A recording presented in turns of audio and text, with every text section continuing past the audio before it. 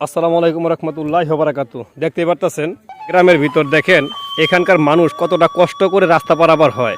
শুক্রবার নামাজ পড়তে আইছিল, তার ছেলেকে সে কাঁধে কইরা নিয়া এবং তার লুঙ্গি কাছা দিয়া বিপদ সীমার উপরে উঠাইয়া তারপরে সে পারাপার হইতেছে। দেখেন কি পরিমাণ অবস্থা খারাপ হইলে এলাকার এরকম দশা হইতে পারে এলাকাবাসীর।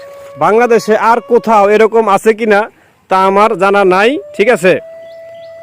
দেখতে পারতেছেন এবং এখানে অনেক সম্মানিত মুসল্লিরা তারা নামাজ পড়তে আসছিল, তারাও কিন্তু যে পরিমাণ কষ্ট করে এই যে পার হচ্ছে, এই মনে করেন যে এই কষ্ট সহ্য করার মতন না। এই মসজিদের এই জায়গা থেকে এই রাস্তাটা একদম ওই মেন সড়কের সাথে সংযোগ সড়ক। ওই রাস্তাটা শুনলাম যে নাকি হয়ে যাচ্ছে, প্রায় অবস্থা হয়ে যাওয়ার মতন, কিন্তু এই রাস্তাটা নাকি হয় নাই।